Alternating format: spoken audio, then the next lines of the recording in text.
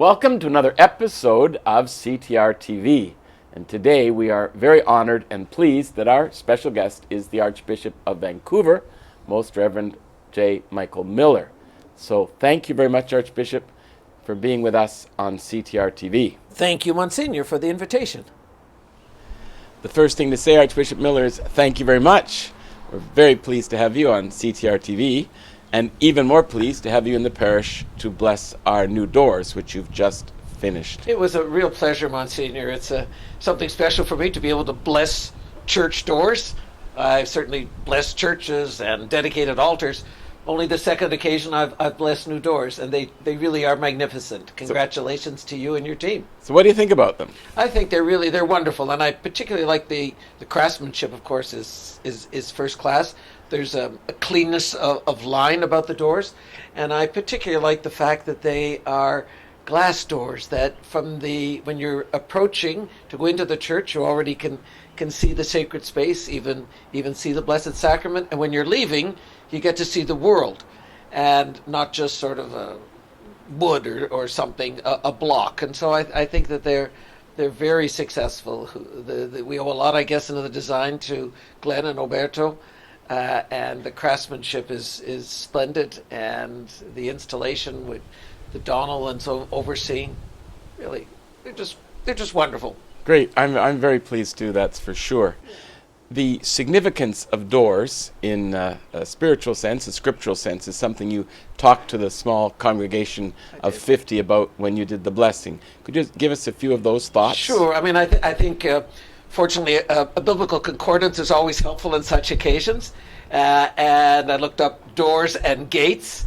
And among the most important passages that struck me, well, actually, there were two. One is apropos of the 30th anniversary of the parish, which you are celebrating on the Solemnity of Peter and Paul this Monday, the 29th of June.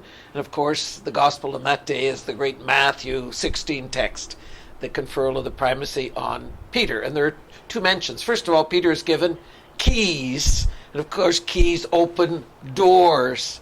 And he's given the keys of the kingdom. An extraordinary gift of God to the church and given to the one man, Peter. And in the same passage, after Jesus says that Peter's the rock upon whom he will build his church, he says the gates or the doors of Hades, the doors of hell, aren't going to prevail against it. And I think those are words that give us real hope. And the other text I like is the one from the book of Revelation, which was read at the celebration. I stand at the door. This is Jesus. I stand at the door knocking. And it reminds me of the pretty much 19th century pictures of Jesus, very frequent. He's at, it looks like a cottage door, and it's a wood door, can't see through it. And he's often holding a lantern. But there's no latch on it. And so Jesus is on the outside, and it has to be opened from the inside. And in a way, church doors are a little bit the opposite. Jesus is on the inside, and we're on the outside, and we do have a latch to get in. But also doors, holy doors, Catholic piety. We talk about going to Rome for a pilgrimage, or recently even in the diocese, that holy years are marked by going through holy doors. That doors, they mark kind of a passage, and they allow us to move from one space to another. You know, we sort of the old person and the weights that we carry. And there's something new and fresh about going through doors. And I think that should happen when we go into a church, that all the heavy stuff of the week, just ups and downs, but also sometimes sins, that when we go into the church, this is the place that we'll get relief. The yoke passes from me to the Lord. Leave it at the door. Leave it at the door, exactly. And I think that's precisely it. And I think doors have they're more than just sort of necessary means to separate space. And as you know, our parishioners generously paid for these through Project Advance 2019. Now, Project Advance 2020 is in a very different situation. It's in a different situation, and recognizing that we decided that, first of all, that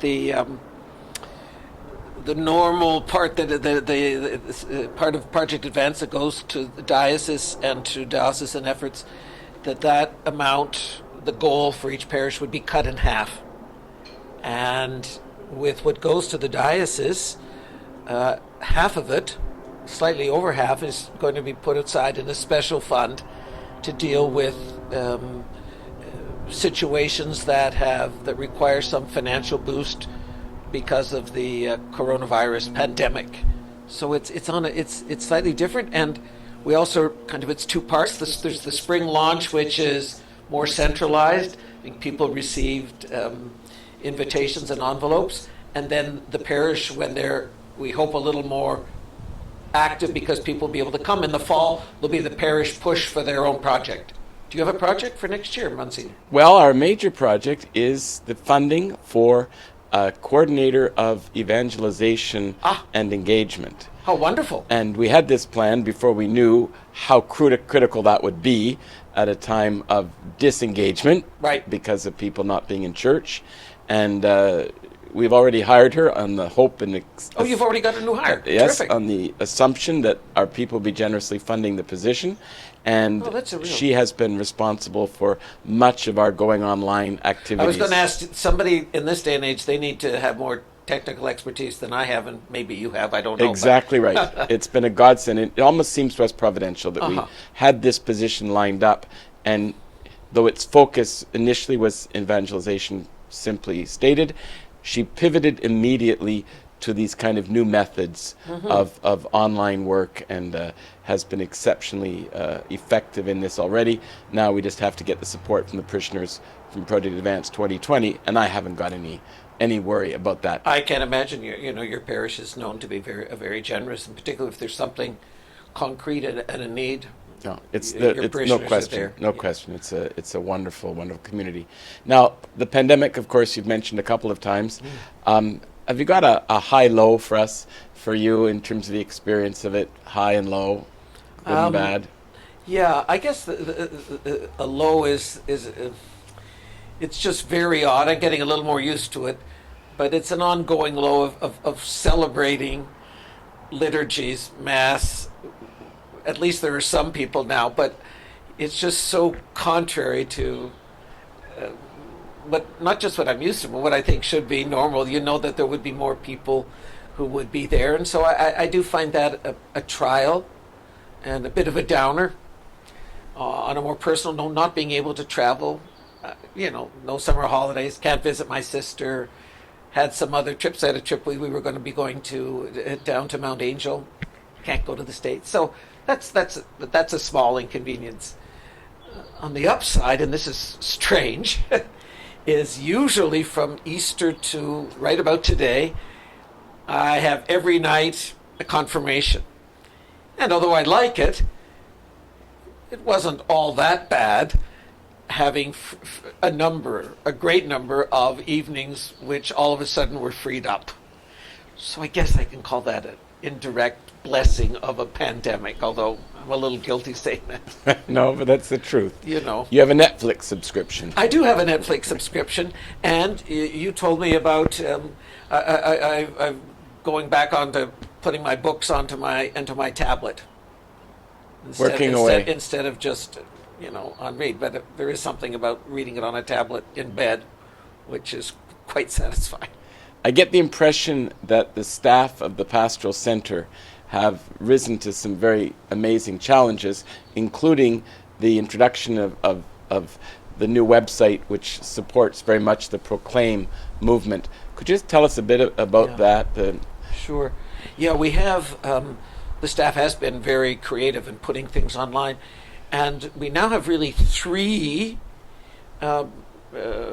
websites or portals, whatever the heck you call them. We have the Proclaim, which is really to help tool people who are very willing to do kind of direct evangelization by sponsoring and working with Alpha and Discovery. Then we have an RCAV website, has been redone, just the one we knew before, but split off from that is this new website called Behold, which is really more it's focused not on the administrative dimensions of the archdiocese, like what time is mass and what parish, but how can we evangelize? What are the different things? What are people interested in? How can we proclaim the good news? And so it has a different audience in mind. It's really for people who want to. Their expression is dive deeper into the faith. I guess I'd say, get to know the Lord and the gospel better. But dive deeper is the new coinage, and it doesn't have things on it like. How do you find St. Mary's Parish, or what time is our confessions at Christ the Redeemer? It's much more sort of outward focused, and then we still have the RCAV, and there are a few things that are on both. And you have been spending a great deal more time online, either in Zoom meetings or in other interviews like this one. Yeah, there are more of those. It's one of the things that the young people in communications, now called comms, they're good at. They have this equipment, and you've been Zooming too. I mean, Zooming, in some ways it's a godsend, but it would be nice there are some meetings now that are in person, and I call it Zoom fatigue. I can imagine, because I have something coming up where they're hoping that we'll be on for 6 hours a day for 5 days. It's this ISIL meetings. I can't imagine whether I'll be able to sustain the full 5 days. That is a challenge. That will be a challenge. Well, you've met many challenges during the pandemic, that's for certain, and helped us do the same. Well, you've helped us do the same. It's been demanding, and we still don't know where we're going. Right. Exactly. But I think we're confident. We've been grateful for your leadership, and certainly for God's providence at work in many, many ways. Yeah, you have wonderful live streaming, and you showed me the cleaning, the sanitation. They should hire you at some public forum or something. They should hire our team. It's first class CTR. It's very nicely done. It's very well done, and I would think people would feel very, very safe, and there'd be no worry at all. This is a safer place than any other public place. We don't seem to have any trouble getting volunteers to strap this big machine on their back and spray. I think it somehow appeals to the little boy in most of us. Right. Kind to be able to spray something, yes. Some kind of a fireman type of situation, but it works very well. It's been a real pleasure having you with us on CTR TV and covering a number of topics. I hope sometime you may come back if this television program lasts into the next season. I hope it lasts. I hope we can get a second season without the pandemic behind it, but it's always a pleasure to be at CTR and to talk with you, Monsignor. Thank you very much. Thank you very much.